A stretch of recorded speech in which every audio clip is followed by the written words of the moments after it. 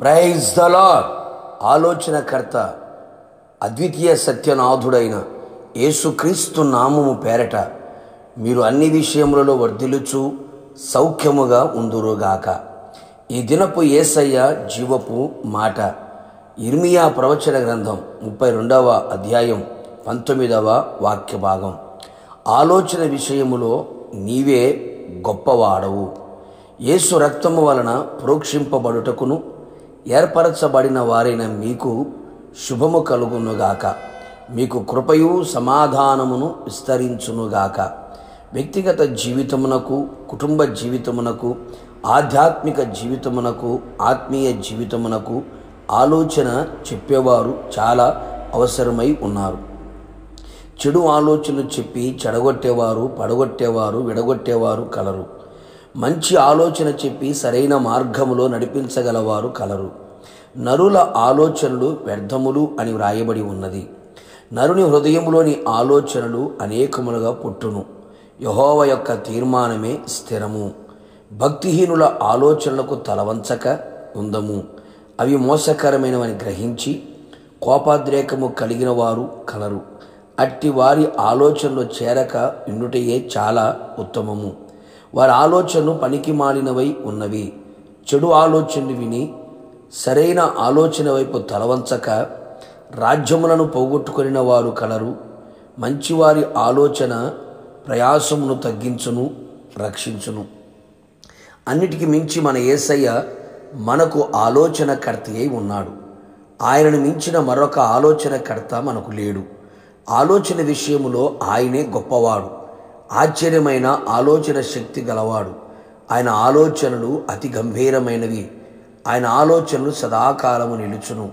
ప్రతి విషయములో ఆయన పాదముల చెంతకు చేరి ఆయన వైపు చేతులు చాపి ఆయన మీద ఆధారపడి ఆనుకొని ఆయన ఆలోచన కొరకు కనిపెట్టెదము. ఏ విషయములో కూడా తొందరపడక, సొంత ఆలోచనలకు తలవంచక, ఆలస్యమైన ఆయన ఆలోచన చేతనే నడిపించబడెదము. ఆయన మనకు ఆలోచన చెప్పి నడవవలసిన త్రోవలో మనలను నడిపించి ప్రతి కార్యము సఫలమగునట్లు చేయును.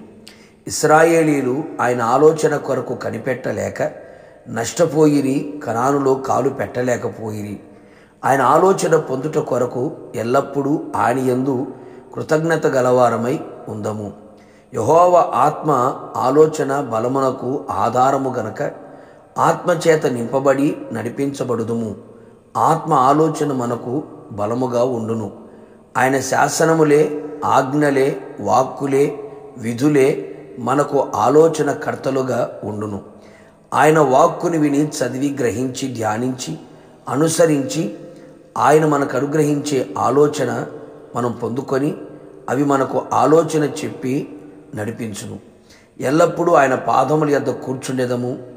ఆయన మన కుడి చెయ్యి పట్టుకొని ఆలోచన చెప్పి ఆయన మహిమగల రాకడ కొరకు నిలబెట్టి యుగయుగములు ప్రభుతో కూడా ఉండునట్లు చెయ్యును. ప్రార్థన. కృపా కనికరము కలిగిన మా ప్రియ పరలోకపు తండ్రి, నీ పరిశుద్ధమైన పాదములకి స్తుతి స్తోత్రములు చెల్లించుచూ ఉన్నాం. ఉదయకాలం మరొకసారి మీ పాద సన్నిధిలో మీ పాదములు పట్టి బ్రతిమలాడుకొనుచున్నాం. మీరు మా జీవితములో, సంఘములో, కుటుంబములో, వ్యక్తిగత అనుభవాల్లో ఆలోచనకర్తగా ఉండమని కోరుకుంటున్నాం. మీ పాదముల మీద పడి బ్రతిమలాడుతున్నాం. ప్రభువా, మీరే మాకు ఆలోచన చెప్పి నడవలసిన త్రోవలో ప్రయోజనకరమైన ఉపదేశమును మాకు కలుగు చేయండి. మీ సన్నిధిలో కృతజ్ఞత కలిగిన వారమై, మీ పాదముల యొద్ద ఎల్లప్పుడూ కనిపెట్టు వారమై, మీ ఆత్మచేత నింపబడిన వారమై నడిపించబడినట్లుగా సహాయం చేసి నీ మహిమగల రాకడలో మీతో కూడా యుగయుగము నిలిచే భాగ్యమును దయచేయమని యేసు పేరట వేడుకొని పొందుకొని ఉన్నాము తండ్రి. ఆమెన్. నిశ్చయముగా మీకును మీ కుటుంబ సభ్యులందరికీ ఆయనే ఆలోచనకర్తగా ఉండి రాకడ వరకు నడిపించును గాక. God bless you.